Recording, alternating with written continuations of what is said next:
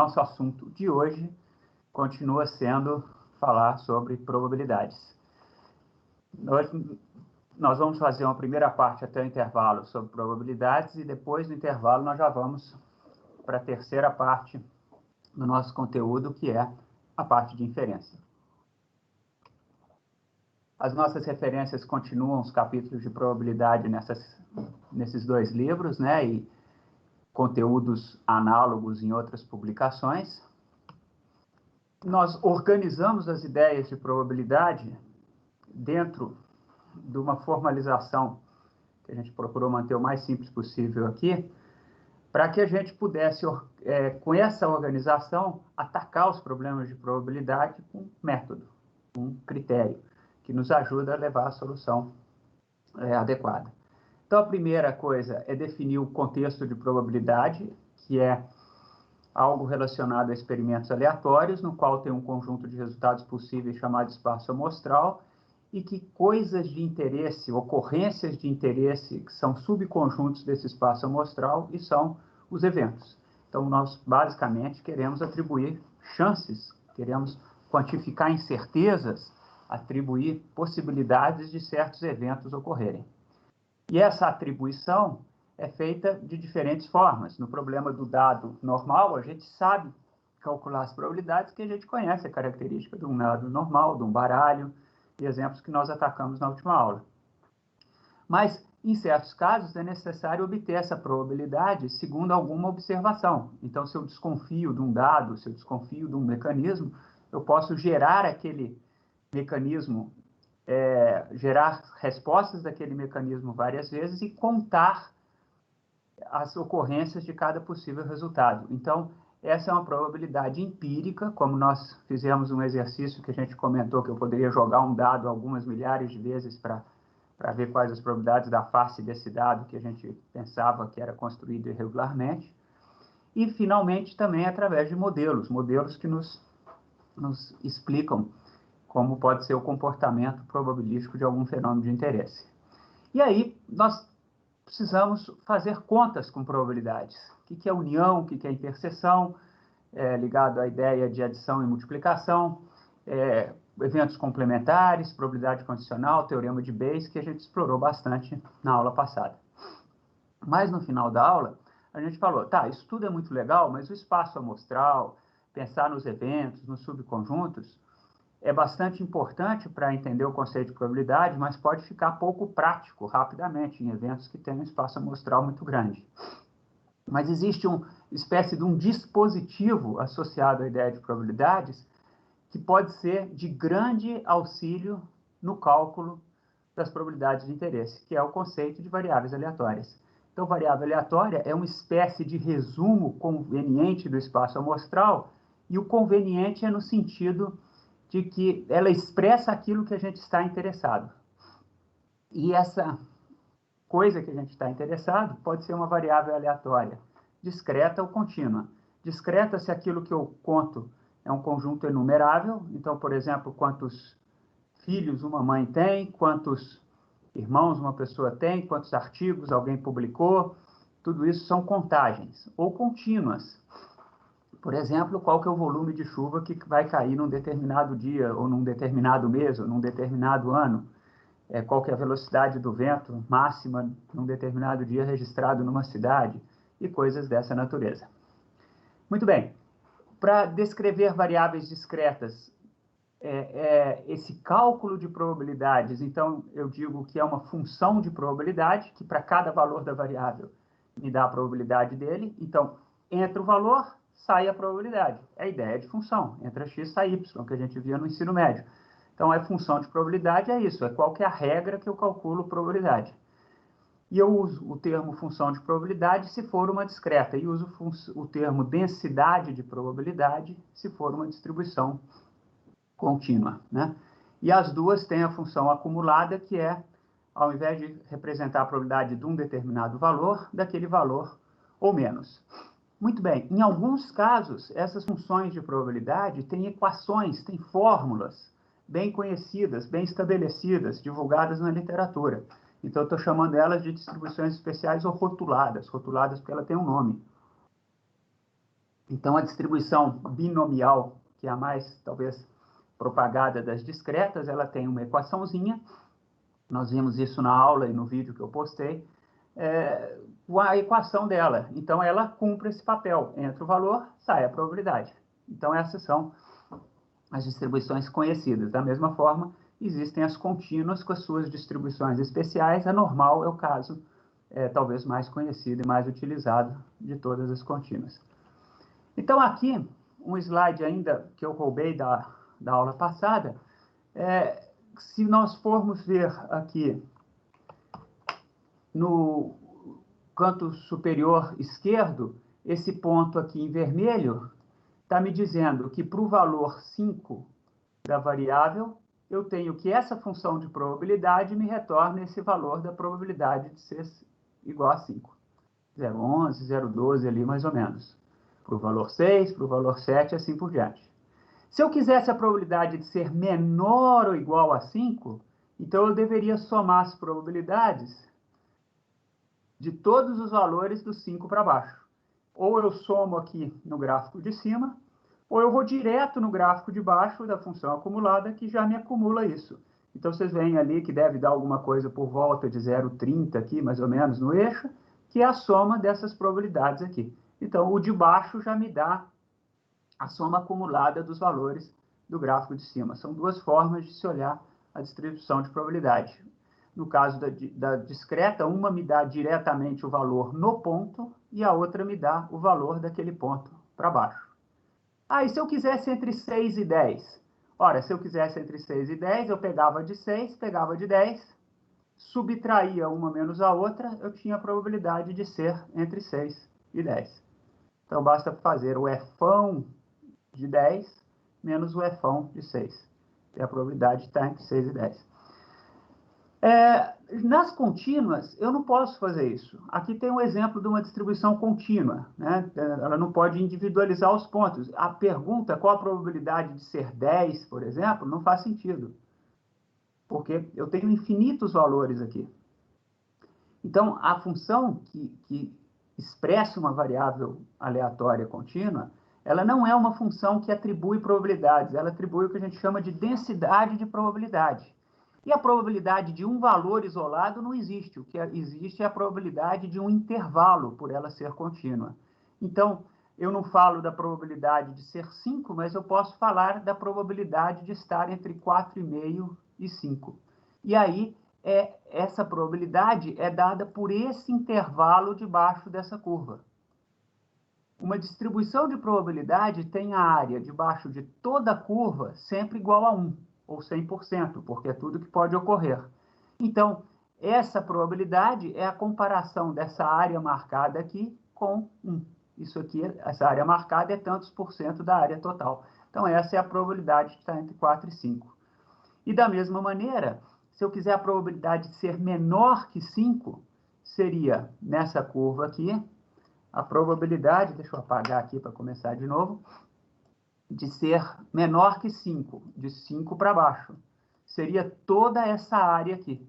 Então, eu posso calcular essa área aqui, ou eu posso simplesmente vir na função contínua, porque ela já expressa essa probabilidade acumulada, e observar que para o valor 5, a probabilidade acumulada é esse valor aqui, por volta de 0,18, 0,19. Então, esse ponto aqui embaixo corresponde a essa área marcada debaixo da curva. Então, é assim que a gente trabalha com probabilidades de vários valores de interesse. Eu tenho aqui, de novo, o problema em branco e a gente poderia ver cada uma dessas probabilidades que nos interessam. Por exemplo, suponha uma variável discreta e uma contínua naquela figura atrás. Se eu perguntar a probabilidade de ser menor que 5 na discreta, ela é a probabilidade menor que 5, não inclui o 5. Então, do 4, do 3 e do 2. Então, a probabilidade de ser menor que 5 é a soma dessas probabilidades, que é do 4 para baixo, que daria esse valor aqui.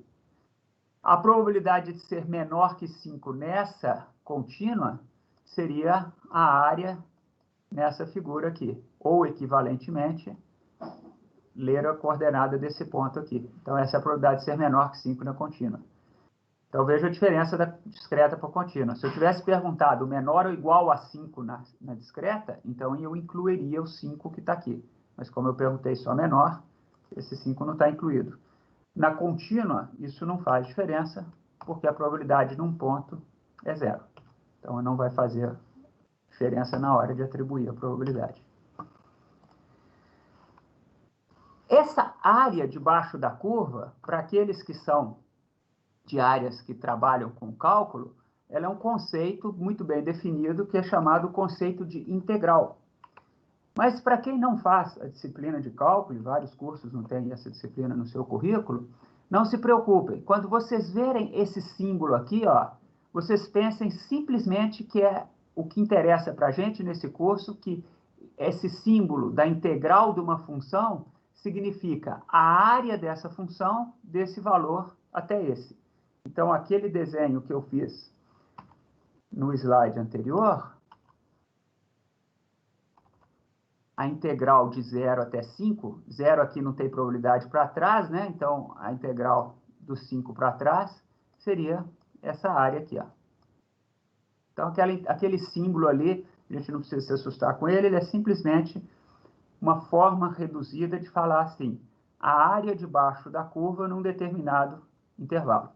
Então, voltando, nós estamos falando o quê? Nós estamos falando assim, ó, probabilidade pode ser calculada através do mecanismo de variáveis aleatórias em muitos casos, e a forma como a gente trabalha com variável aleatória utiliza o conceito matemático de função. Função de probabilidade ou função de densidade de probabilidade.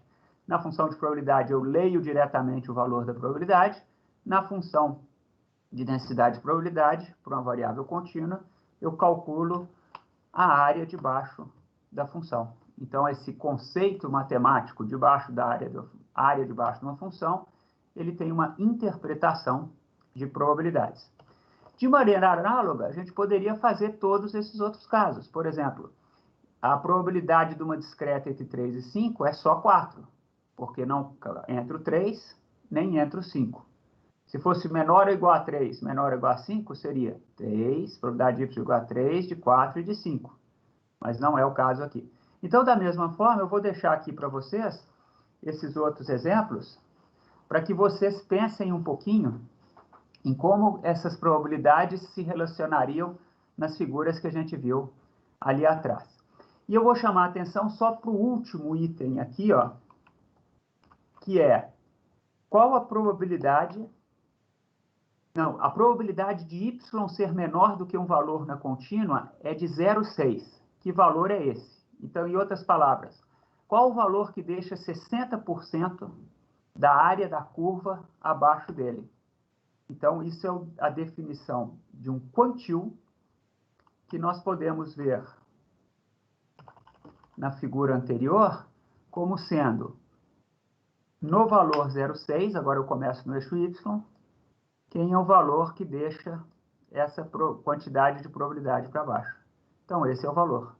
Então, é a função invertida ou função inversa da função acumulada. Então, aquelas coisas todas do ensino médio de função, função inversa, argumento de função, a gente está usando aqui como um instrumento para avaliar probabilidade.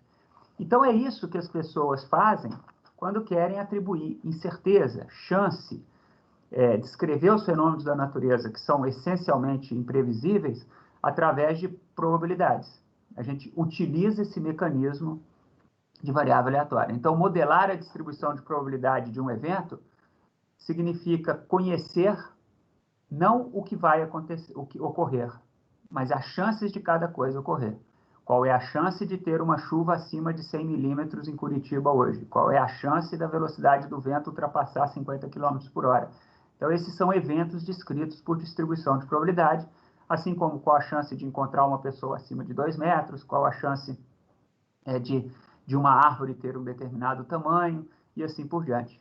Ou está dentro de uma faixa de tamanhos, e assim por diante. Então, esse é o mecanismo que, em ciência, a gente usa de forma bastante prática para calcular probabilidades. Então, essa é a primeira coisa que eu queria chamar a atenção. E aí, as discretas e contínuas, fazendo um resumo, né, as discretas são usadas quando as nossas variáveis são enumeráveis. Elas têm uma função de probabilidade, tem uma função acumulada, e eu posso calcular média e variância delas de uma forma equivalente ao que a gente fazia com o conjunto de dados. A média é o centro de gravidade, que numa variável discreta é expressa dessa forma e numa variável contínua é expressa dessa forma. Mas o importante dessa média, ou esse ezinho aqui diz respeito à esperança ou valor esperado, que ele é, muitas vezes, segundo alguns critérios, o que se chama em inglês de best guess, nossa maior chance de acertar o que vai ocorrer. A gente coloca, olha, eu acho que vai ocorrer o valor central, o valor médio, é o valor esperado de uma variável. Então, não é que em uma ocorrência vai ocorrer aquilo, mas se ocorrerem várias vezes aquele evento, em média, esse vai ser o valor. Às vezes vai ser mais, às vezes vai ser menos, mas em média vai ser aquele valor. Então, quando eu falo que a temperatura média do mês de julho em Curitiba é tantos graus, o que é isso? Não é que vai fazer aquele quantidade de graus todo dia, todo ano, toda hora. Não, mas em média vai ser aquele valor. Então, esse valor, ele pode ser obtido se eu conheço a função de probabilidade. Isso é extremamente útil na prática, porque você sabe o que esperar de uma variável. Eu sei que as árvores de pinos que estão dentro de uma floresta têm uma certa distribuição de diâmetros, que está ligado com o tamanho da árvore, que por sua vez está ligado com o volume de madeira que vai ser extraído ali. Muito bem, então, as árvores vão variar, mas o valor médio vai estar ligado, então, com quanto que eu vou ter de diâmetro numa eventual colheita de toda a área. Então, essa é a ideia de valor médio. E a variabilidade expressando quanto que esses valores ocorrem. Então, não se prendam tanto na matemática, mas na interpretação. A interpretação é, se eu conheço a função de probabilidades de um evento, eu estou muito bem equipado para entendê-lo, porque eu sei o que pode ocorrer de valor alto, de valor baixo, de valor típico, o que vai ocorrer em várias realizações daquele evento em termos de percentuais de valores em diferentes faixas. O que eu não tenho condição de falar é quanto vai ocorrer, porque o modelo é aleatório, o experimento é aleatório, ele não é determinístico. Uma função determinística, um evento determinístico, ele sempre ocorre da mesma forma, com o mesmo input, você tem o mesmo output. O evento aleatório, não, eu sei o que pode ocorrer, mas eu não sei o que vai ocorrer, que é a descrição de jogar um dado, como a maioria dos eventos da natureza. Então, esse é o contexto de variáveis aleatórias, discretas e contínuas, e que a gente usa tanto em tantas áreas do conhecimento. Existem distribuições especiais que são arbitrárias, ou que a gente chama de não rotuladas, e essas distribuições são distribuições que não têm um nome específico. Elas são distribuições que você dá uma função e pode fazer conta com elas. E existem distribuições que têm equações específicas que nós podemos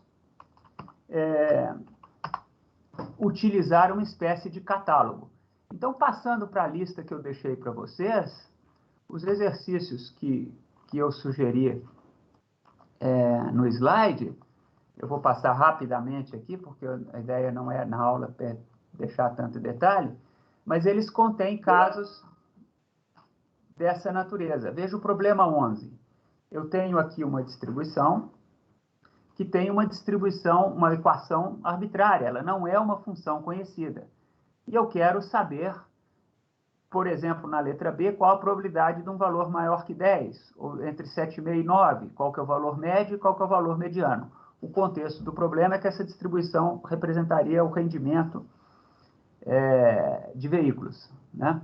Então, essa figura resume o problema todo. Então, a probabilidade de ser um valor maior que 10, ela é dada por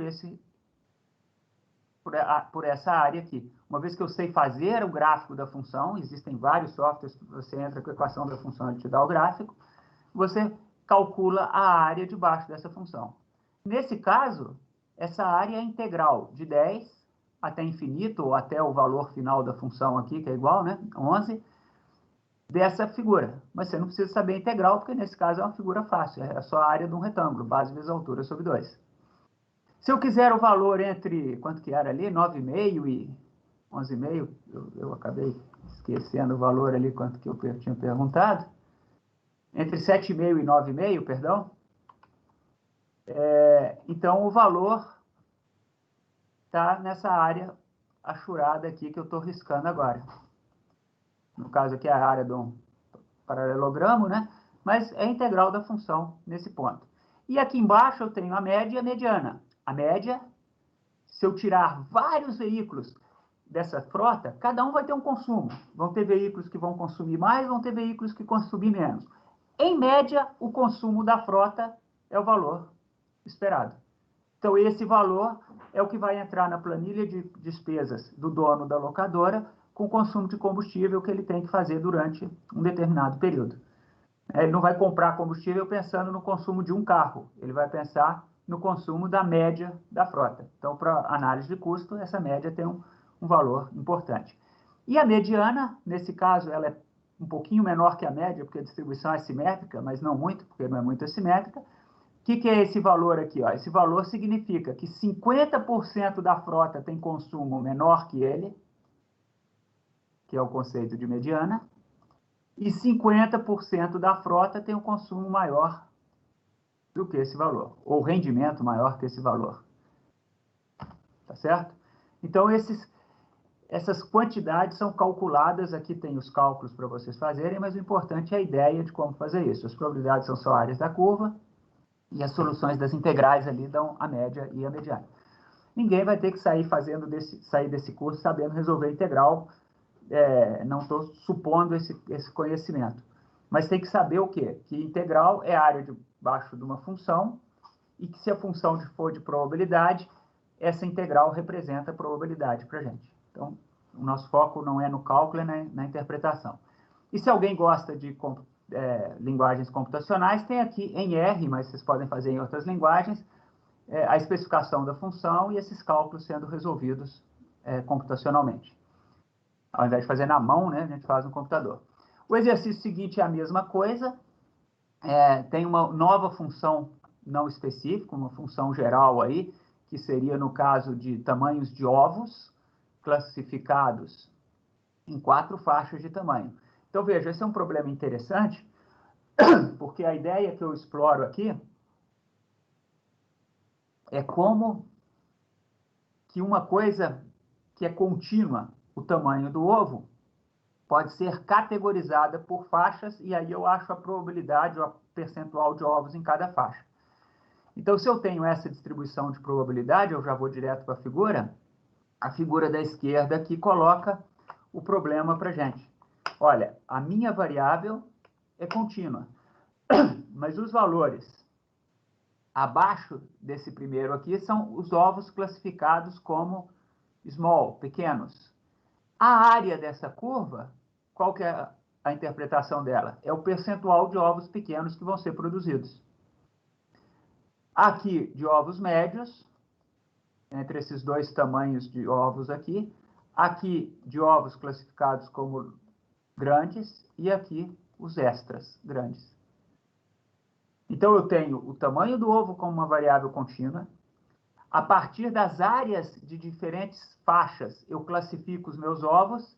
E no contexto desse problema, ainda tem a questão do valor de venda de ovos de cada uma dessas faixas de valores. Então, agora que eu categorizei, eu sei que nesse valor de 5 centavos, eu vou vender quase 7% dos ovos, que é a proporção referente aos pequenos. Eu vou vender um pouco mais da metade dos ovos por 10 centavos. Eu vou vender 37% dos ovos por 12 centavos e vou vender quase 5% dos ovos por 18 centavos. eu espero 5% só, 4,6% para ser mais exato, de extra grandes. Ora, e em média, quanto que eu vou faturar? Se eu vender 10 mil ovos, eu tenho o valor esperado, olha só, olha o valor esperado, probabilidade vezes o valor, probabilidade vezes o valor, probabilidade vezes o valor de cada categoria, eu tenho o valor esperado de venda de 10 mil ovos. Em 10 mil ovos eu vou faturar R$ 1.076 reais e 40 centavos. Esse é o valor. E aqui o valor mediano, calculando a mediana, 61,6 daquela função, quer dizer que 50% dos ovos estão abaixo desse tamanho e 50% acima desse tamanho. Um programa de melhoramento poderia, ou de alimentação dos animais, poderia falar, então, o meu objetivo é mudar essa distribuição, chegar lá mais para uma faixa de maior valor, deslocar a forma dessa distribuição. Então, também cabe aqui, do ponto de vista metodológico de uso de probabilidades, pensar que uma vez que eu conheça esse comportamento dessa distribuição, eu posso ter propostas de medidas de tratamento desses animais e avaliar o resultado dessas propostas, mudar a ração, mudar a genética, mudar o que for, o que é, em última análise, ver se essa distribuição está se deslocando ou se modificando de alguma forma.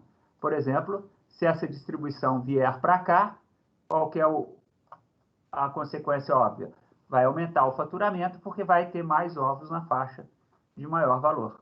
Então, uma boa parte da metodologia estatística, e que nós vamos abordar nesse curso, inclusive vamos começar a falar nisso hoje, vai ser comparações. Eu tenho um referencial que é o atual e eu tenho um experimento que me experimenta mudanças no sistema e para ver se ele me fornece alguma coisa melhor, se há uma diferença significativa, que é um termo que muitos de vocês já devem ter ouvido falar.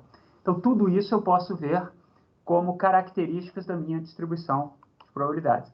Então, é uma forma de olhar o mundo, é uma forma de entender as coisas e, mais do que isso, uma forma de conseguir tratar os problemas reais que a gente tem. Então, tá aí, essa é a interpretação desses problemas 11 e 12, os cálculos estão lá no material. Se necessário, a gente, no momento oportuno, detalha aqueles cálculos. Então, vejam bem, se você não está acostumado com essa linguajar, mais uma vez, não se desespere. Nosso problema aqui não é a integral, nosso problema não é a matemática. Nossa questão é, nós precisamos entender os fenômenos naturais com algum tipo de equipamento que nos permita avaliar os processos, quantificar a incerteza e tomar decisões. E probabilidade é uma ferramenta fundamental nesses processos, em particular, variáveis aleatórias e o comportamento dessas variáveis. Então, esse que é o sentido. A gente está utilizando probabilidades como um instrumento importante, porque a gente precisa quantificar a chance de interesse. Qual que é o risco de uma inundação? Qual que é o risco de uma barragem saturar? Quantos pontos de interrupção de energia a Copel tem que atender num dia para dar conta com as equipes de apoio dela? Quantas demandas de leito de maternidade eu tenho por dia? Tudo isso faz parte de planejamento, tudo isso é aleatório. Nenhum hospital sabe exatamente quantas mães vão ter seus filhos num determinado dia. Então, tudo isso requer o comportamento, descrever um comportamento aleatório, que é o objetivo de distribuição de probabilidade. Então, a atribuição de probabilidades pode ser contraintuitiva, nós estamos repassando isso toda hora, né? E essas coisas nos dão fundamentos e métodos, e variável aleatória é nossa amiga. Fundamental distinguir se é discreta ou contínua, como nós já mostramos, alguns cálculos ficam um pouquinho diferentes, o contexto vai nos dizer quando que isso é importante ou não, e na prática o que a gente faz é transformar muitos problemas científicos na descrição do comportamento dessas variáveis aleatórias e suas características, sua média, sua variância, sua mediana, etc. Então, isso é o que a gente chama de modelagem estatística nesse sentido. Tá? E a mensagem no fim. Vamos concentrar nas ideias antes de concentrar nos detalhes. Não se perca nos detalhes sem entender direito ou sem refletir mais profundamente o sentido do que está fazendo. Primeiro pensa no que eu estou fazendo, depois eu penso como eu vou fazer. O que vem antes do como. Eu falei bastante de distribuições estilizadas, mas antes disso, o pessoal que está no apoio, tem alguma pergunta que eu possa responder nesse momento? Uma pergunta do João, ele está perguntando se é possível ou pegar uma distribuição contínua e transformá-la numa distribuição discreta. Essa pergunta do João é muito interessante, porque aquele meu exemplo lá dos ovos, João, e eu não sei a hora que você fez a pergunta, né? Ele é um deles, que eu pego uma contínua e eu parto ela em pedaços. Eu discretizo a distribuição. Então, a resposta é sim, e a gente faz muito isso, né? Eu tenho um software que eu fiz já há muitos anos, e implementando os métodos, e que tinha umas contas que na época era complicado fazer com a contínua, e eu fiz essa discretização. Então, essa é uma técnica que a gente usa. E o contrário, João, também às vezes acontece. Às vezes a gente tem uma distribuição discreta, mas os valores dela são tão grandes e tem tantos possíveis valores que dá para tratá-las, em certos casos, como variáveis contínuas. Tá? Então, a pergunta é muito bem colocada, porque é uma ferramenta bastante útil, às vezes, transformar uma discreta numa contínua, uma contínua numa discreta, dependendo do que quer fazer. Obrigado, João. Acho que é só essa, né, Eduardo? Sim, é só essa, Paulo. Obrigado. Então, o que vocês estão vendo aqui nesse slide, na linha de cima são os efinhos de x, as distribuições, e na linha de baixo os efões de x, de distribuições contínuas rotuladas, ou conhecidas, ou distribuições que têm equações. Eu não vou aqui me preocupar com a equação e vou aconselhar que cada um de vocês vá no Wikipedia, que seja mesmo, e digite lá distribuição uniforme, distribuição normal, distribuição exponencial, distribuição gama, distribuição beta, vocês vão ver um monte de informações sobre essas distribuições. O que interessa para a gente aqui vai chamar a atenção o seguinte: eu tenho aqui 5 distribuições, existem muitas outras, existem livros só sobre distribuições de probabilidade. Eu tenho 5 distribuições aqui, mas o que é importante é que elas respondem perguntas essenciais. Esse conjuntinho de 5 aqui é uma espécie de kit básico que você precisa ter, uma espécie de kit de primeiros socorros de distribuições contínuas. A primeira é uniforme, quer dizer que em qualquer lugar a probabilidade é a mesma, é como o problema da rodovia lá do vídeo que eu gravei para vocês. Ela é trivial, qualquer área debaixo da curva aqui é a área do retângulo, base vezes a altura, então é fácil de calcular a probabilidade.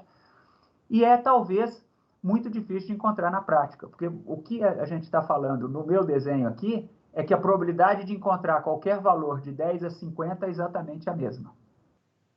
A distribuição normal é talvez a distribuição mais popular e mais usada na estatística para descrever fenômenos naturais. Por quê? Esse formato, que alguns gostam de chamar de formato de sino, fala assim: olha, eu espero que a maioria dos eventos ocorra ao redor de um determinado valor central.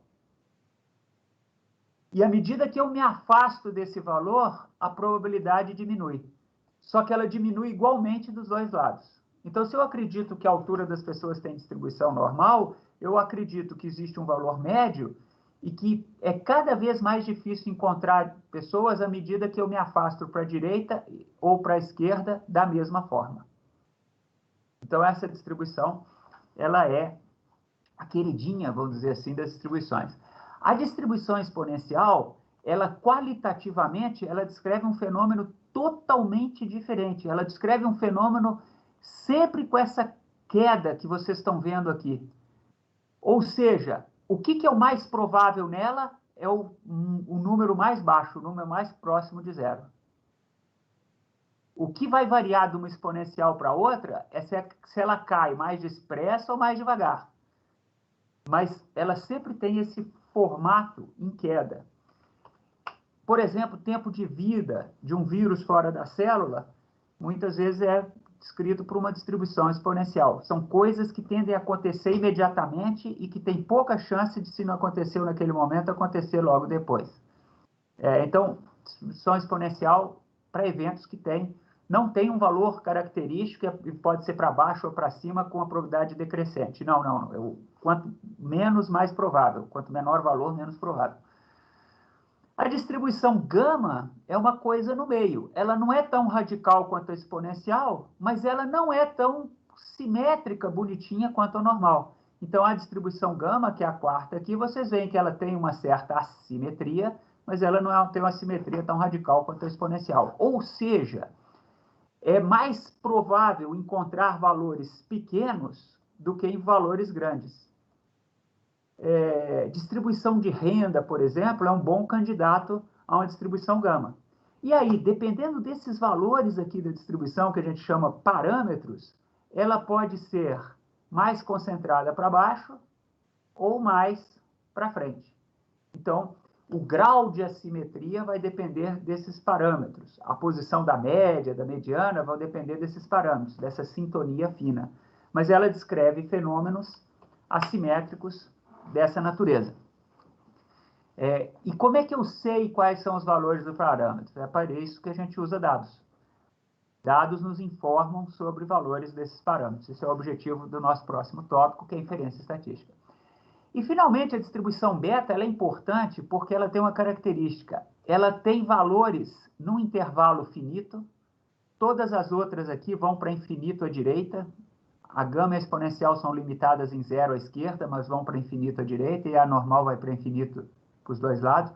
Mas a beta não, ela vai entre 0 e 1, ou de maneira mais geral, ela pode ir entre dois valores. Só que ela não vai como a uniforme. Na verdade, a uniforme é um caso especial da beta.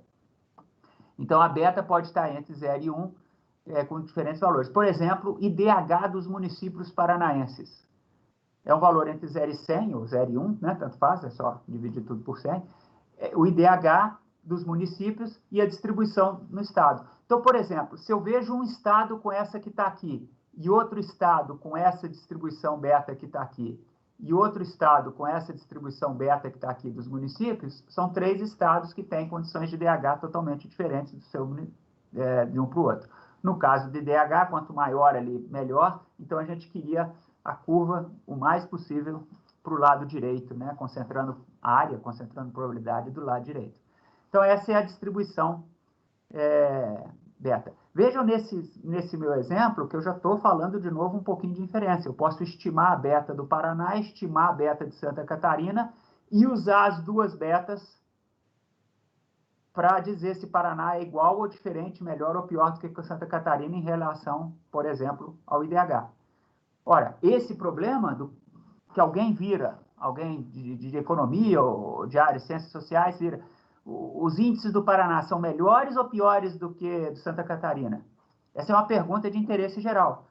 O olhar estatístico sobre essa pergunta, que dá um critério para respondê-la, eu tenho que decidir se eu descrevo os dois estados por uma beta só, por uma distribuição apenas, ou seja, não tem diferença dos estados, ou se é melhor eu colocar uma distribuição para cada estado, porque eu tenho uma evidência significativa, eu tenho uma evidência nos dados que me mostrem que os dois são diferentes. E se são diferentes, um vai ser melhor que o outro.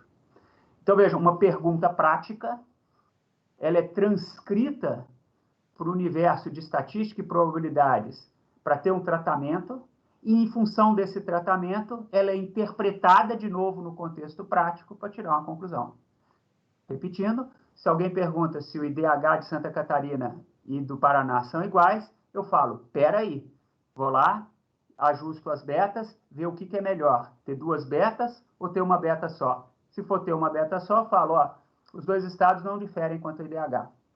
Se for melhor ter uma beta para cada um, se a análise me mostrar isso, os estados têm IDH diferentes e tal estado está superior a tal estado no momento. Então, é assim o pensamento estatístico, né? É bonitinho, é uma espécie de tradução. Você sai do contexto da área de conhecimento, vamos dizer, do português, traduz para o statistiquês ou para o matematiquês, e depois traduz de volta para o português. Então, é uma espécie de tradução de problemas numa linguagem que ele seja tratável. A gente usa estatística para tratar problemas com método. Essencialmente é isso.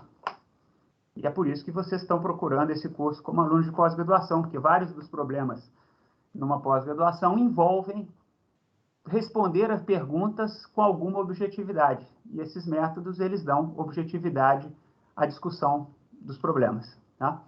Não é uma panaceia, não vai resolver todo e qualquer problema, mas ajuda bastante e são largamente utilizados na ciência.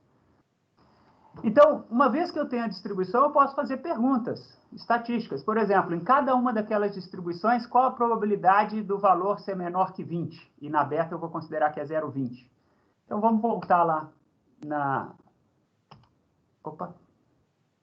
nossa pergunta. Olha, menor que 20 na distribuição uniforme seria a área aqui, ó.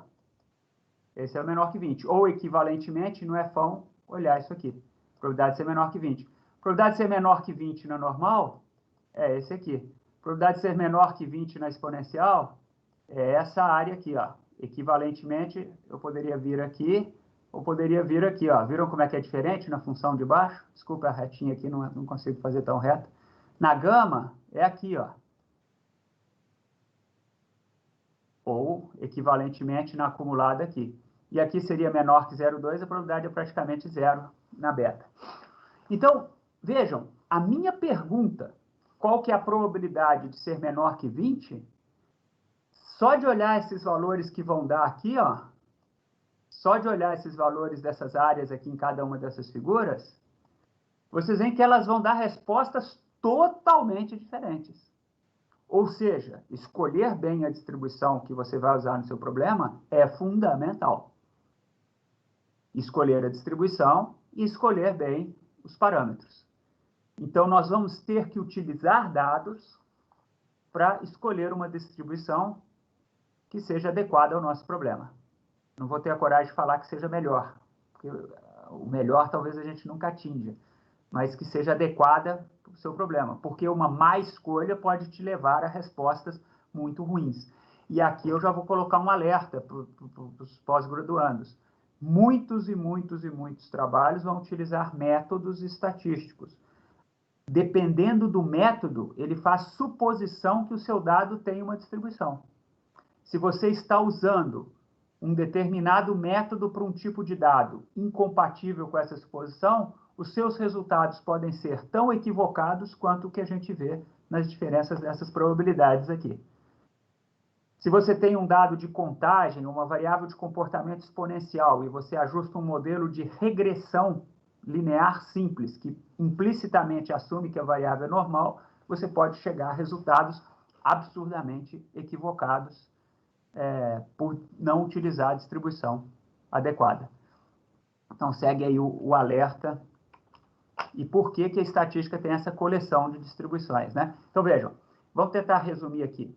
O que nós estamos falando? Que as variáveis contínuas, elas têm algumas distribuições padrões ou estilizadas ou conhecidas. Dentre elas, eu coletei 5 aqui que qualitativamente são capazes de pegar 5 tipos de comportamento que na soma deles engloba a maioria dos fenômenos naturais. Então, é um kit de primeiros socorros nesse sentido. Espero que tenha sido útil. Nos cursos de estatística da graduação, dificilmente vocês veem muitas distribuições. Normalmente se dá uniforme, normal, exponencial. Pode ser que numa área ou outra tenha alguma coisa, gama, beta, o pessoal da engenharia gosta muito de usar o Weibull, log normal, em certos contextos elas têm uma aplicabilidade muito importante, mas é mais raro, né? Então é só para dizer que o universo é relativamente amplo aqui. Da mesma maneira que eu fiz aquela probabilidade que eu indiquei ali, probabilidade menor que 20 nas figuras, eu poderia calcular a mediana de cada uma, poderia calcular o percentil 80 de cada um, e assim por diante. Ou eu posso simular valores dessa distribuição. Se eu quero falar, suponha que eu tenho um problema de vazão que se comporta segundo uma gama. O que eu espero desse sistema? Eu posso fazer uma simulação computacional gerando valores daquela vazão com gama, rodando sistemas lá de fluxo, de acúmulo de água, seja lá o que for, e fazer uma simulação. Então, às vezes, a gente não só faz cálculos na distribuição de probabilidade, mas simula. Quando eu simular de uma distribuição, vamos dizer, de uma gama como essa que está desenhada aqui, ó, o que eu vou ver nas minhas simulações? Se eu simular vários valores, a maioria deles vão acontecer aqui, ó, até 20, 30. Mas, às vezes, vai ocorrer um valor 40, 50, mas com uma probabilidade bem menor. A maioria vai ocorrer nessa faixa. Então, os valores simulados vão reproduzir o que eu poderia ver na prática, na realidade. Então, são cenários. É possível criar cenários, ainda mais hoje, com o uso do computador. A outra coisa que eu queria fazer uma propaganda é que o Hector, que eu já falei dele, foi monitor desse curso na sua primeira versão, ele fez uma calculadora aqui, ó. Você escolhe a distribuição, por exemplo, você pega aqui a distribuição gama, você fala, eu quero uma distribuição gama que esse primeiro parâmetro seja 4 e o segundo parâmetro seja 12. E eu quero calcular nessa distribuição a probabilidade de estar entre 5 e 20. E faço aqui, ó. Então tá lá, probabilidade de estar entre 5 e 20 nessa distribuição. Vejam que essa distribuição gera valores bem altos, né? Posso gerar valor 100, ó, parece a velocidade do vento em Curitiba. Pode gerar valor 50, etc. A maioria dos valores vão estar aqui por volta de 40, 50, etc. E a chance de gerar um valor entre 5 e 20 é de 8% aqui. Eu quero qual que é a probabilidade de gerar um valor acima de 50. Então, eu quero de 50 para cima. Então vamos calcular. Tá lá. Opa, aqui ele fez de 50 para baixo. Desculpa, eu fiz ao contrário aqui. Para cima eu tenho que clicar aqui para fazer cauda superior. Pronto. Aí tá lá. A probabilidade de ser 50 para cima. Mas a minha distribuição não é 4 e 12. Ela é uma distribuição 12 e 20. Opa, o que que muda? Muda a cara dela. Notem que a faixa de valores lá já vai para 200, 300, 400. E os valores são tão altos que é praticamente certo que você vai gerar um valor acima de 50. Se eu perguntasse um valor acima de 200, essa aqui. Então, vocês viram que esses valores que a gente chama de parâmetros, o alfa e beta aqui, eles dizem como é que vai ser a cara dessa gama. Aí vocês vão falar, pô, Paulo, mas essa gama está parecendo uma normal. Tá. A gama está parecendo a normal. Quando os valores desses parâmetros começam a crescer, elas parecem com a normal. E esse é um fenômeno matemático extremamente poderoso, que um monte de coisa, no limite, converge para normal. Isso é uma forma bem simplória de declarar um teorema. Mas vários comportamentos, sob certa condição, convergem para a distribuição normal, principalmente quando esses valores ficam mais altos. Isso acontece com várias distribuições. Então, não é tão por à toa assim que a normal é a distribuição queridinha dos estatísticos. Existe ela é chamada de gaussiana por causa de Gauss. Há uma controvérsia, porque Laplace teria feito os desenvolvimentos também, mas Gauss que deu o nome. E quando eu dou aula, deixa eu contar uma história para vocês, quando eu dou aula, felizmente não está aqui hoje, eu esqueci minha carteira em casa, mas quando eu dou aula para graduação, eu levo uma nota da Alemanha, onde Gauss nasceu, viveu e trabalhou, a nota de 10 marcos, que funcionou até o ano 2000. A nota de 10 marcos tinha a face do Gauss de um lado e a distribuição normal no verso com a equação e com os equipamentos de medida que ele usava, né? Então, é muito bonitinho, tem num quadro lá em casa isso. Os alemães fazem uma homenagem a Gauss na nota de 10 marcos, que era a nota de maior circulação na época, né? Seria como se fosse 10 euros hoje, por exemplo. E até na época 10 marcos valia aproximadamente 10 reais por volta do ano 2000.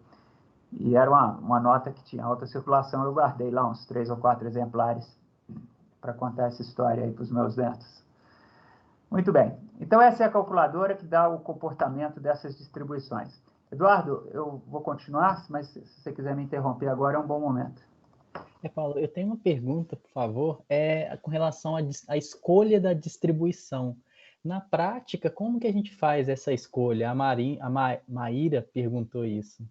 Maíra, a sua pergunta é fundamental. Eu vou dar uma resposta curta agora e mais longa daqui a pouco, com os dados.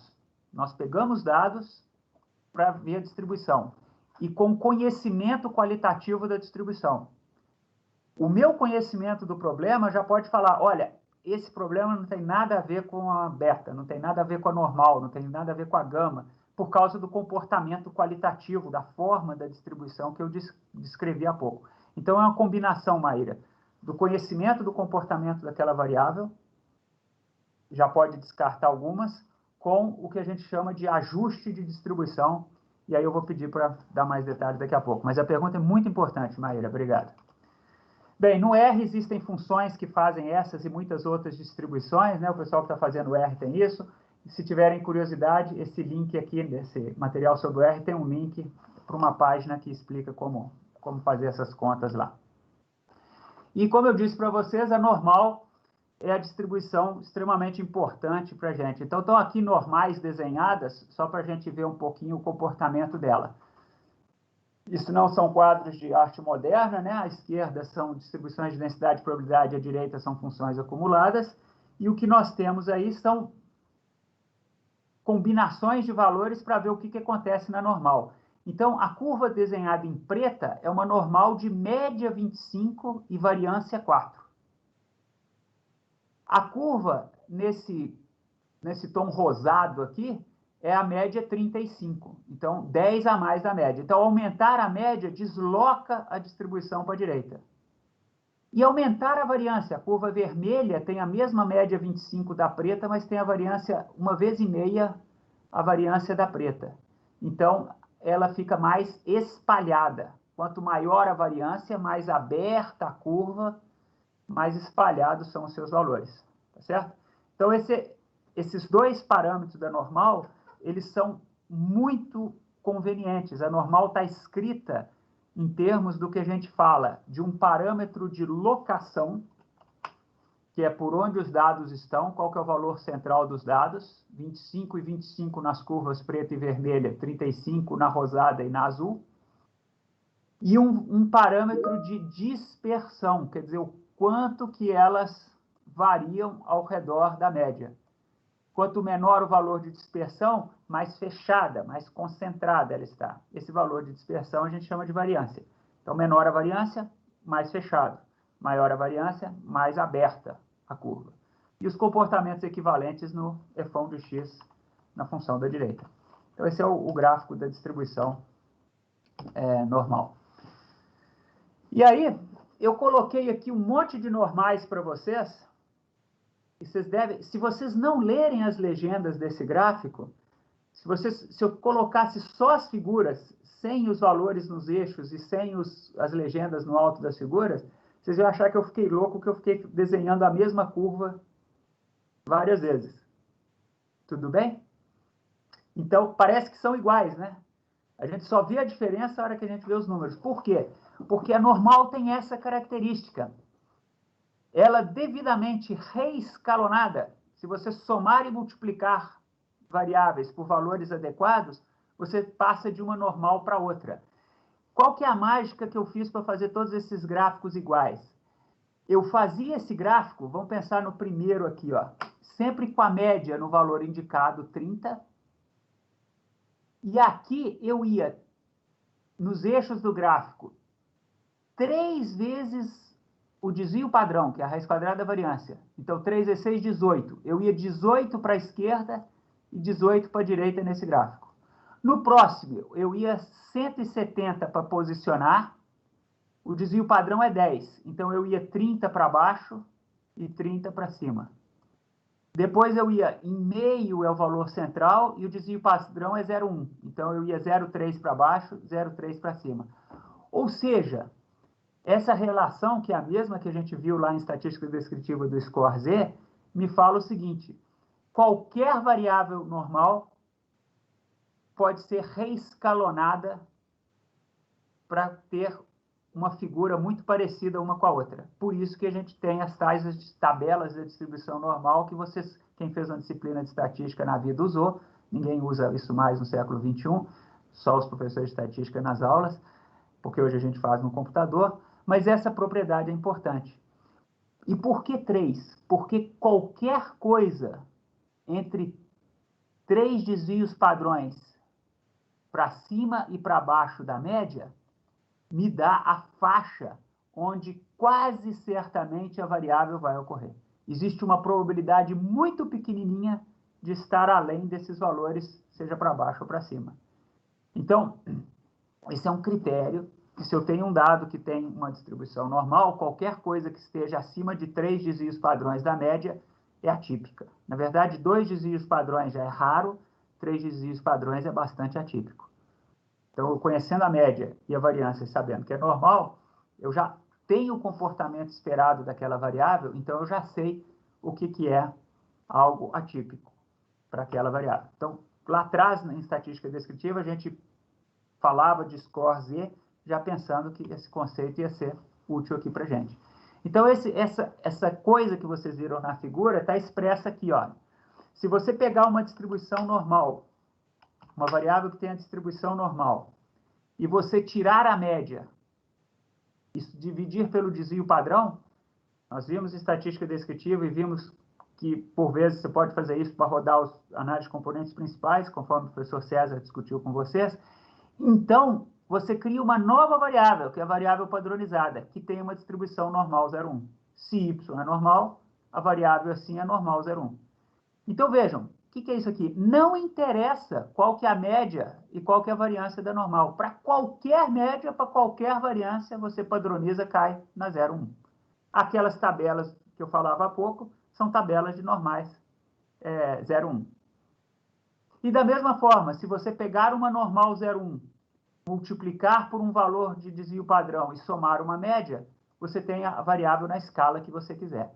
Isso é extremamente útil em computação estatística, porque você pode fazer a volta, né? E você tem uma série de coisas vantajosas, como, por exemplo, evitar trabalhar com um número grande.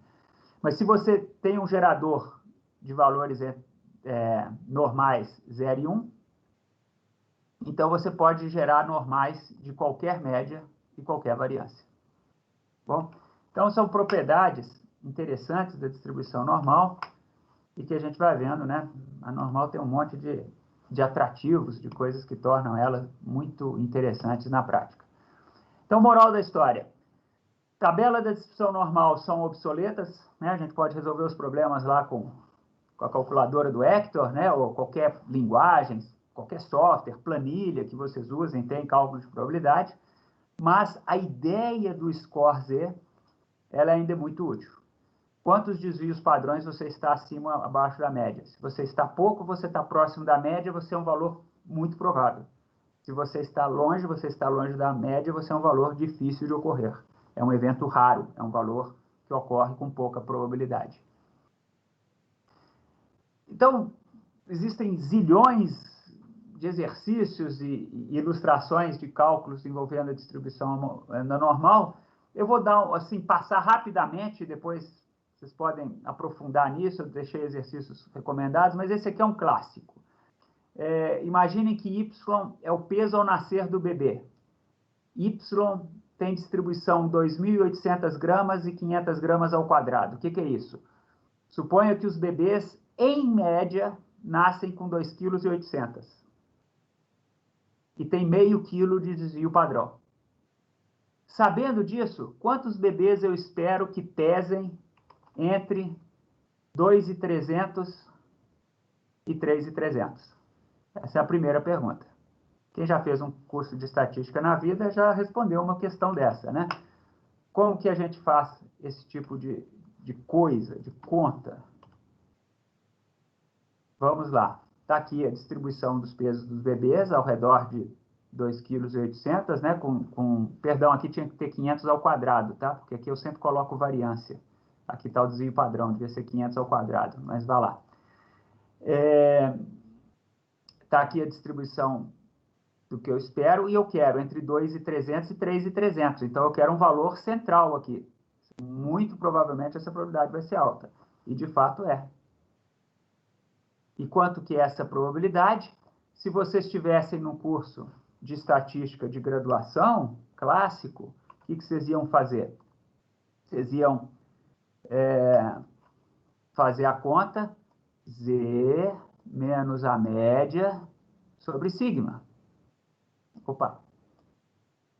Então, vocês iam fazer 3.300 menos 2.800 dividido por 500 e achar o primeiro valor de Z. E olhar na tabela e ver essa probabilidade. E vai dar 1. E para o lado de cá, menos 1. Então, na verdade, eu estou menos 1 e 1 na escala de Z. E aí, vocês olham na tabela e veem essas probabilidades. Se você tem um programa computacional, como, por exemplo, a calculadora do Hector, o que vocês vão fazer? Vocês vão fazer lá, na linguagem computacional, no aplicativo, existem até animações para web, vocês vão selecionar a distribuição normal nesse seu aplicativo. Então, vamos lá, distribuição normal. Opa! Eu vou falar, olha, eu tenho uma média 2.800, eu tenho um desvio padrão de 500, e eu quero saber qual a probabilidade de estar entre 2.300 e 3.300. Calculo essa probabilidade, e essa é a probabilidade que a gente calcularia de outra forma. Não precisei transformar para Z, não precisei fazer tabela. Na verdade, está sendo feito, entre aspas, indiretamente. O que é essa área? Lembrando no começo da aula, essa curva aqui tem uma equação, que eu nem me atrevi a colocar a equação dela aqui, porque não interessa. Ela tem uma função, tem uma equação, tem uma função escrita lá. A integral dessa curva, de 2.300 a 3.300, a integral do ponto inferior aqui ao ponto superior, é 0,6827. Grosseiramente, 2/3. Então, 2/3 dos bebês nascem com um desvio padrão para cima e para baixo da média. Entre um desvio padrão para cima e para baixo. Essa que é a conclusão dessa solução desse exercício que nós fizemos. E aí a gente pode continuar com essa coisa, né? Então, tá aqui ó, o exemplo. Com 2 desvios padrões da média, nós temos 95% dos bebês vão nascer entre esses dois valores, que seria entre 1.800 e 3.800. Né? E vou deixar para vocês experimentarem, fazer as contas com tabela, com calculadora do Hector, com software da preferência, etc. Abaixo de 1,5 kg, vejam essa pergunta, ó, muito pouco provável, uma área bem pequenininha. Mas tem um certo percentual que nasce com isso. Então, vamos voltar lá no Hector. Não vou colocar um limite aqui. Opa, deixa eu desligar esse troço aqui. Não vou colocar um limite aqui. E quero saber a probabilidade de ter um bebê abaixo de 1.500. Então, sem limite inferior até 1.500, na cauda inferior, probabilidade para baixo, eu tenho grosseiramente 0,5%. 0,5% dos bebês. Quer dizer, 1 a cada 200 bebês vai nascer com esse peso muito leve. Muito pouco provável para um bebê individualmente. Mas no sistema de saúde, quantos bebês nascem em Curitiba por mês, por ano?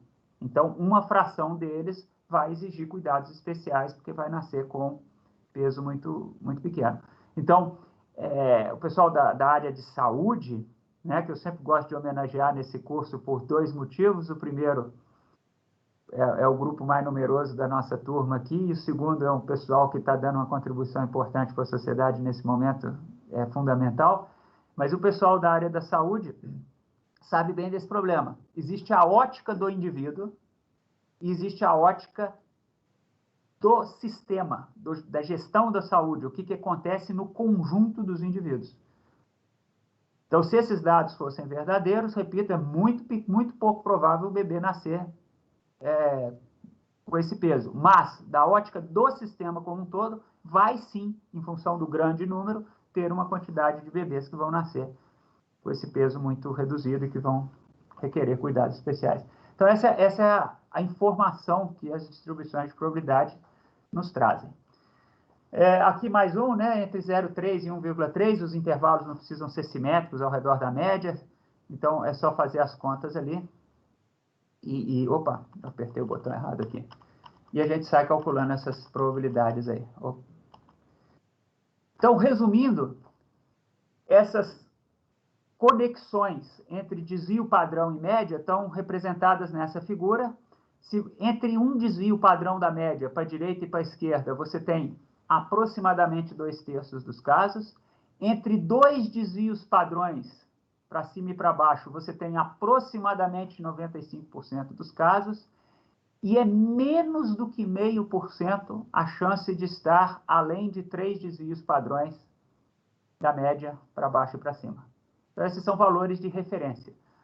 Controle de qualidade, por exemplo, quando fala de Six Sigma, esse Six Sigma, ele está se referindo exatamente a esse intervalo de -3 até 3 desvios padrões. Então, -3 para cá, 3 para cá, um intervalo de 6 desvios padrões. 3 para baixo, 3 para cima. Qualquer coisa que você vê fora disso, tá fora de controle. Tem alguma coisa acontecendo aí, porque o negócio ficou louco, não podia acontecer um valor desse sistema, certo? Então, são as probabilidades de referência na distribuição normal que vale a pena a gente ter mais ou menos na cabeça esses valores aí, porque a gente acaba usando bastante. Muito bem, tem um problema lá na lista de exercício para vocês, com distribuição normal, que explora essas ideias, e foi o problema número 13 da lista, onde eu coloquei ali scores de estudantes num determinado teste com média 120 e desvio padrão 12. E aí eu procurei explorar essas ideias. Quando vocês verem a solução desses problemas, eu gostaria que vocês reparassem o seguinte. Quando eu pergunto aqui qual a probabilidade de obter um valor acima de 135 nessa distribuição, essa pergunta poderia ser resolvida diretamente. Vamos lá vamos nós para a calculadora do Hector de novo.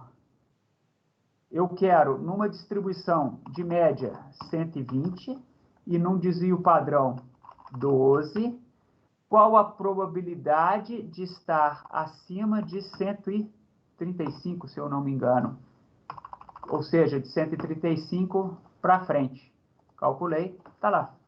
10,56. Só isso, resolvi o problema. Tá? Mas aqui está uma solução, esse material é adaptado de um material que eu uso para graduação, né? Uma solução que calcula o Z no meio do caminho. Não precisa, como vocês já viram, eu não preciso calcular o Z. Mas está aqui, ó. Eu posso tirar a média e subtrair o desvio padrão. O Z desse ponto é 1,25. Isso aqui já me dá, 1,25. Então, para lá, a probabilidade não é tão grande assim. E aí, a probabilidade dá 10,56, que foi o valor que a gente viu. Tá? A letra C. Quem que é o primeiro quartil? O primeiro quartil deixa 25% abaixo dele. Vamos lá no Hector. Então, eu quero... Agora, eu não quero calcular a probabilidade, eu quero calcular quantil. Eu tenho uma probabilidade de 0,25, porque é um quartil, numa distribuição de média 120 e desvio padrão 12. Quem que é esse valor? Opa, está lá o valor. Então, deu 100 e... Opa, o valor não apareceu aqui na tela. Está aqui, 111,9. 112 aproximadamente. Voltando lá no nosso slide... era o valor do primeiro quartil. Quer dizer, quem deixa uma probabilidade 112 aqui, daquele valor. Então, vejam que a solução na calculadora é direto. O problema aqui detalha a solução, faz o Z, mas se você tem uma calculadora, você está usando o R, o Python, o MATLAB, o software da sua preferência. Se você gosta de pagar softwares proprietários, os softwares proprietários também fazem isso. Você pode pagar para fazer o que os outros fazem de graça, é opção sua, mas você vai encontrar esses valores facilmente, aí tem calculadoras online, web, então você não precisa ficar passando por essa coisa do Z o tempo inteiro, mas ela dá uma ideia de ordem de magnitude dos valores, tá joia? E aí, então, a solução do problema detalhado fica de novo para a inspeção de vocês, e se necessário a gente detalha isso no momento oportuno. Então, tem aí um conjunto de outros materiais. Os meus colegas aqui do LEG e do DEST têm materiais na web, tem slides dos cursos que eles dão de discretas e contínuas, se você quiser ver mais detalhes. O curso de estatística básica inteira está aqui, e tem uma grande lista da qual eu extraí esses 3 exercícios, e esses exercícios são os exercícios selecionados dessa lista, que eu acho que dão um resumo bastante interessante sobre isso. Você não precisa fazer todos, mas você pode acompanhar a solução desses exercícios entre os que estão lá. Então, essa é a escolha dos exercícios que mostram diferentes aspectos interessantes, diferentes aplicações em probabilidade. É só clicar aqui, esse texto escrito aqui em tom avermelhado, ele dá um link que abre direto para a lista de exercícios. Paulo, tem uma pergunta da Jéssica, ela questiona sobre essa questão dos parâmetros. A gente vai aprender em algum momento do curso a encontrar esses parâmetros que agora estão sendo dados para a gente? Jéssica, só se for agora. Então, vamos lá. Mais alguma, Eduardo? Não, só essa, Paulo, obrigado. Vamos lá. Então, é isso aí. Aproveitando da Jéssica, e me fugiu o nome, mas a colega que fez a pergunta anterior, Eduardo, se você lembrar o nome, você me avisa. Acho que é Maíra. Agora, hein? Maíra, né? Exatamente isso. Tudo que nós falamos em probabilidade foi do ponto de vista teórico, do ponto de vista de modelagem, do ponto de vista de como os sistemas funcionam. Antes nós tínhamos falado de estatística descritiva, que é como explorar os dados. E a resposta das perguntas da Jéssica e da Maíra, e com certeza de outros, é como fazer esse casamento, tá certo? Então, eu costumo brincar que a estatística descritiva, um dia passeando pelo parque, encontrou as probabilidades, se apaixonaram, casaram, tiveram um filho, e esse filho se chama inferência estatística. Por quê? Porque é exatamente isso que nós vamos fazer agora. A descrição teórica dada pelas probabilidades, ela precisa validar e informar as características teóricas da distribuição. Que distribuição eu uso e quais são os parâmetros dessa distribuição.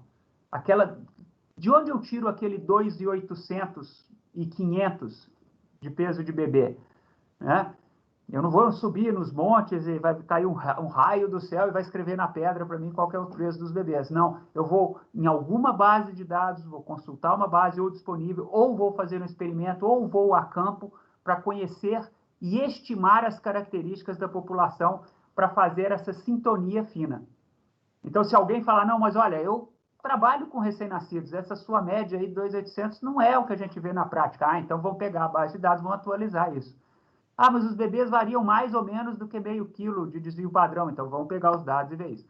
Então, vamos dar um gostinho disso, e eu vou até aproveitar e dizer o seguinte, esse material, ele vem um pouco fora de ordem dos cursos clássicos, aliás, esse curso não segue exatamente, ele não é mais um curso apresentado da forma tradicional, exatamente porque quando a gente chega nesse ponto, tem essas perguntas naturais. E às vezes a gente demora muito num curso tradicional a responder essas perguntas, né, com os métodos. E aí eu preparei para esse curso o material que vem aqui baseado nos questionários dos alunos, onde informaram, entre outras coisas, altura e peso. E a pergunta que eu vou fazer inicialmente, pedir que vocês pensem comigo aqui, é: qual é o modelo adequado para altura e depois para peso dos estudantes desse curso? Será que eu sou capaz de identificar esse modelo? Então, se vocês olharem esse gráfico, e começando pelo gráfico em cima aqui na tela, vocês estão vendo um amigo de vocês que é o histograma, estão vendo o gráfico de densidade, que é essa linha preta, que dá uma corcovinha aqui, e vocês estão vendo uma linha vermelha. O que é essa linha vermelha? A linha vermelha é a distribuição normal que melhor se ajusta a esses dados. E no caso da normal, é muito fácil. Como que eu acho essa normal? No caso da normal, basta tirar a média e o desvio padrão dos dados. Então, eu fiz como vocês viram em estatística descritiva. Eu peguei meus dados, tirei uma média, tirei o desvio padrão dos dados de altura daqueles alunos, essa média, esse desvio padrão, e está aqui essa distribuição normal vermelha. Se vocês olharem bem, vocês não devem ter gostado muito dessa linha vermelha. Ela parece não seguir muito o comportamento. E, além disso, vocês estão vendo o quanto que o gráfico de densidade é melhor do que o histograma, né? É mais agradável ver o padrão dos dados na densidade do que o histograma, né? Mas parece que não está legal. E não está legal por duas razões básicas. A primeira razão é que esse gráfico ele é levemente assimétrico, enquanto que a normal é simétrica. Né? A normal poderia continuar mais à esquerda, aqui é que eu parei a minha escala em 150, mas eu poderia continuar mais à esquerda, vai fazer bem simétrico. Agora, olha o peso. o peso é mais assimétrico ainda, né? E eu ajustei uma normal que ficou pior ainda em cima. E depois tem essa corcovinha aqui que a gente deve estar achando um pouco estranho isso aqui. Então, eu vou primeiro tratar o problema da simetria. Só os gráficos da direita, o que eles fazem? Os gráficos da direita estão vendo isso na distribuição acumulada. Mas é um pouco mais difícil de ver. A gente vê que o gráfico da normal não está passando com os pontos bem pertinho nele, principalmente na parte de baixo aqui, por causa dessa simetria. Mas é só para ver que, grosso modo, nós estamos usando os dados, que é o histograma, o gráfico de densidade, ou essas bolinhas aqui, ó, que é a acumulada empírica, que chama ECDF, Empirical Cumulative Distribution Function. E o inglês está horrível, né? Minha esposa deve estar horrorizada de escutar meus filhos, então ficam tirando sarro do pai. Mas vamos lá. Distribuição acumulada empírica e o vermelho, distribuição acumulada teórica. Então não está batendo bonitinho. Não está tão ruim, mas também não está tão bom. E embaixo desvia um pouco maior. Tá? Então, vamos ver o que a gente pode fazer. Então, eu respondi muito parcialmente a pergunta da Jéssica, né? Porque no caso da normal, Jéssica, como que eu ajusto a distribuição? Eu escolho a normal, calculo a média e a variância dos dados. Facílimo. Mas isso não vai acontecer com toda a distribuição. Então, a primeira coisa que eu vou tentar é o seguinte. Será que eu posso transformar meus dados? E aí tem a transformação Box-Cox, que a gente já falou nesse curso. Olha em cima para altura, embaixo para peso, tá? Sempre a linha de cima altura e embaixo para peso. Esse dado me falou, olha, se você pegar um valor do Box-Cox que seja por volta de menos 1,5 aqui, ó, o que acontece? Olha como é que fica a sua variável. Então, eu aplico essa transformação que vocês estão vendo aqui em cima nos dados, eu pego cada dado, elevo a 1,5, tiro 1 e divido por 1,5. Eu tenho um dado transformado, e 1,5 é o ponto de máximo dessa curva. Aí eu olho o meu histograma e ele ficou um pouco melhor. Concordam? Que esse gráfico aqui está melhor que antes, no que diz respeito à assimetria. Ele não resolveu o problema das duas corcovas, mas a assimetria melhorou. E aqui vocês vão ver que o gráfico ficou melhor. Então, parece que esse dado é melhor transformado do que sem transformar. Olha no peso. No peso, a coisa é mais gritante. O valor de transformação é por volta de menos 1. Então, eu pego esses dados de peso, transformo, basicamente pegando menos 1. É 1 sobre o peso. Grosseiramente, é isso que está sendo feito ali na conta. Olha como é que aquele gráfico do peso, que era bastante assimétrico no slide anterior, ficou bem mais próximo nesse. Olha o peso embaixo aqui, como é que ele era assimétrico, e olha como é que a transformação, entre aspas, melhorou o comportamento dele. Onde melhorou deixou o comportamento mais próximo da normal, porque esse é o objetivo da Box-Cox. Ela faz a transformação que deixa os dados o mais próximo possível da normal. Melhorou, em todos os dois casos. Mas será que vale a pena? 1. E será que é suficiente? 2. Vamos pegar outras distribuições. Eu peguei a normal. A log normal é você tirar o logaritmo dos dados. Tá? E a gama. E aí eu fiz, não vou explicar como, mas o melhor possível ajuste para log normal e o melhor possível ajuste para gama. Se vocês olharem, agora eu acabei invertendo a ordem dos gráficos aqui, mas tudo bem, agora o peso, a altura está à esquerda e o peso à direita. Depois eu jogo para baixo aqui. As diferenças entre as distribuições é mínima no caso da altura. Ela é um pouco mais saliente no caso dos pesos. As distribuições, no caso dos pesos, a gente vê uma distinção entre elas aqui, né, no comportamento, aqui um pouco maior. Na altura, ó, elas são praticamente equivalentes. São candidatos. Então, a minha ideia aqui é que eu vou pegar entre aquele conjunto de distribuições e vou responder uma outra pergunta, eu já vou descartar o uniforme. Eu não vou nem pensar na uniforme. Por que eu não vou pensar na uniforme? Porque os dados estão falando que isso aqui nunca vai ser uniforme. A beta não, porque os valores não são limitados em cima e embaixo. A exponencial também não, que a exponencial joga tudo para o começo. Eu estou entre a normal, a log normal, a gama, a variável transformada por Box-Cox, são as minhas candidatas a distribuições para explicar esses dados. E como é que essa mágica acontece? Daqui a pouco eu já vou falar como a gente escolhe a distribuição. Vou chegar lá, tá bom, gente? Eu sei que essa é a pergunta. Como é que essa mágica acontece? Essa mágica acontece utilizando algum recurso do que a gente chama ajuste de distribuição. Eu coloquei aqui a sintaxe do R, mas você não precisa usar o R para fazer isso. Qualquer programa razoável vai fazer isso para você. Já precisa ser um programa um pouco mais voltado para a estatística, tá? Eu não sei se planilhas, por exemplo, fazem esse tipo de coisa. Eu não uso planilha, mas eu acho já mais difícil fazer com tanta generalidade. Mas eu não quero que vocês se preocupem com o código, eu quero que vocês se preocupem com a interpretação. Olha só as palavras que estão aqui, que vocês vão acompanhar comigo aqui, vai ficar tranquilo. Fit dist.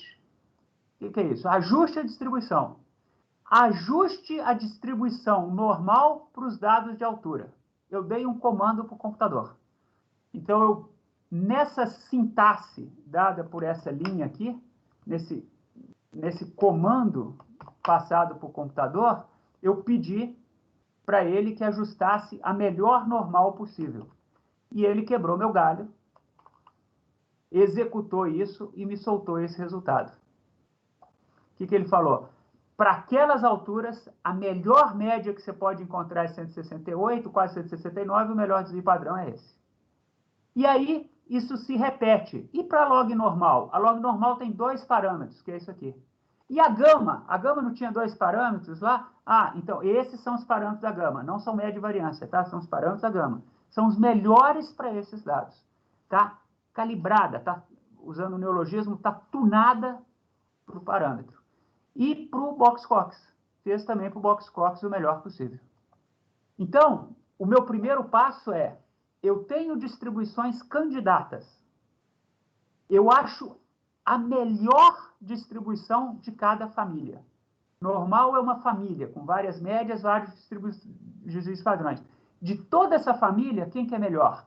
Ah, com essa média e com esse desvio padrão. E da log normal, e da gama, e da Box-Cox. Então, esse é o melhor de cada uma. Foram essas as curvas que eu desenhei lá no gráfico. Eu usei esses resultados para desenhar aquelas curvas. Agora, a pergunta é, tá, entre as melhores de cada família, quem que é melhor? E aí, a estatística nos fornece critérios para isso. Existem vários critérios, mas um dos critérios é a chamada verossimilhança maximizada. É uma medida de compatibilidade entre o dado e aquela distribuição.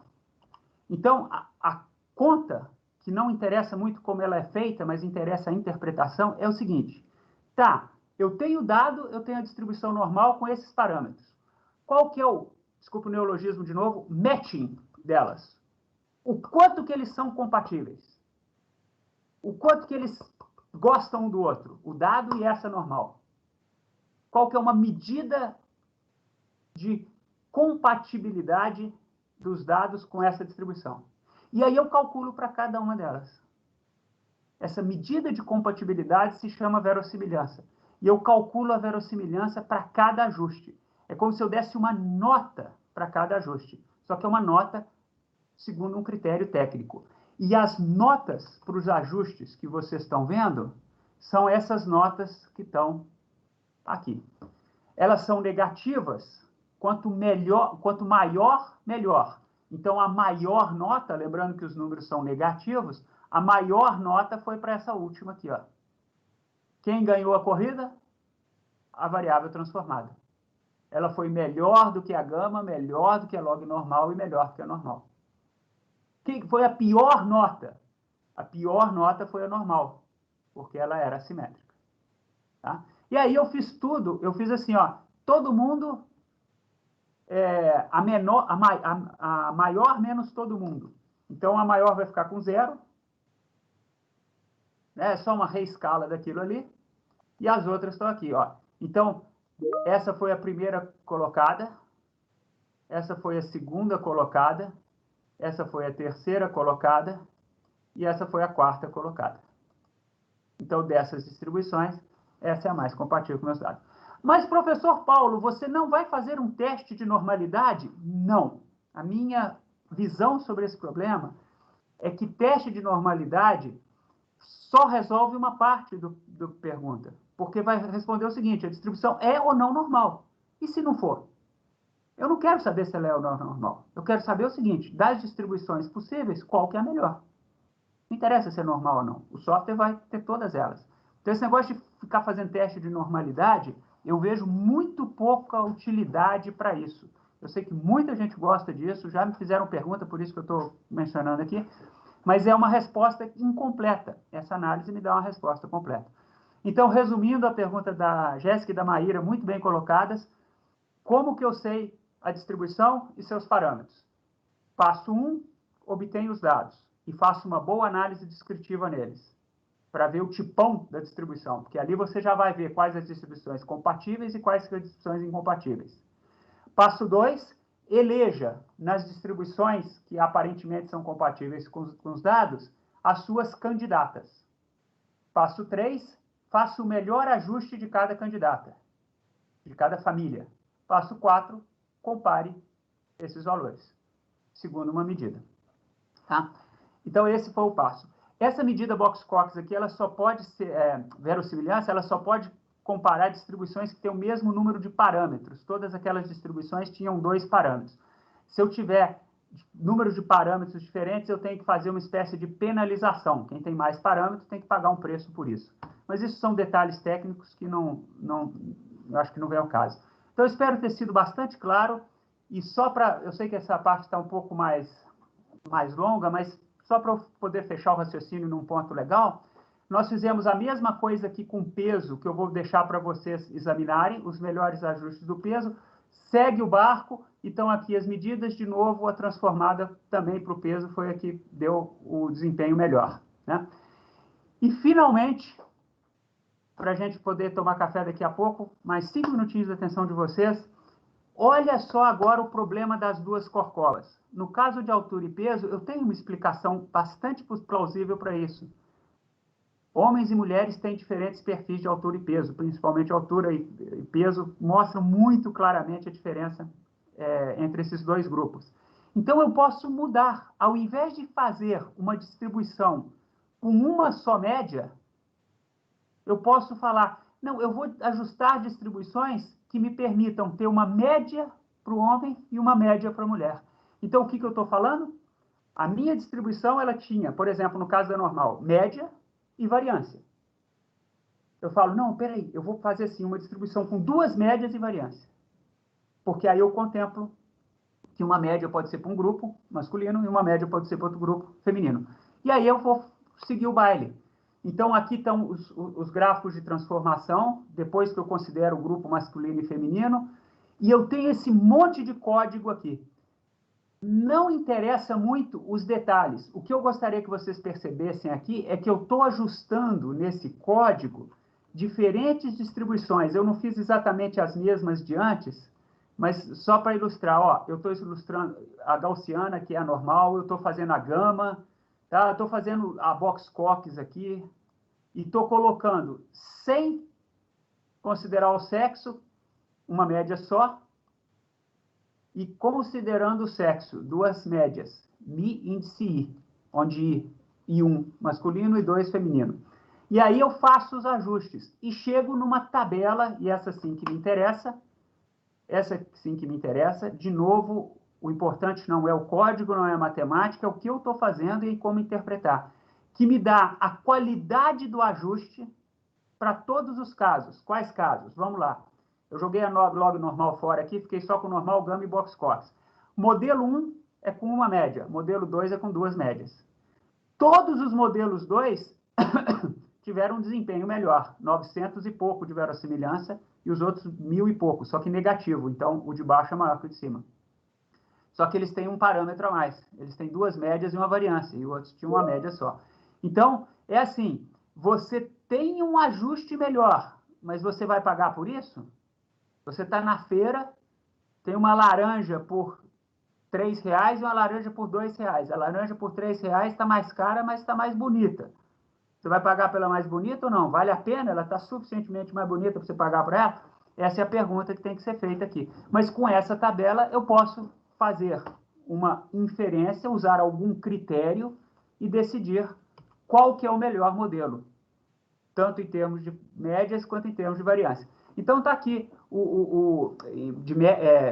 tanto em termos de distribuição quanto em termos de média. Então está aqui a explicação para vocês, a análise descritiva, o gráfico desdobrado entre masculinos e femininos, a normal com duas médias, olha só, essa azul é a normal, só que é a normal com duas médias.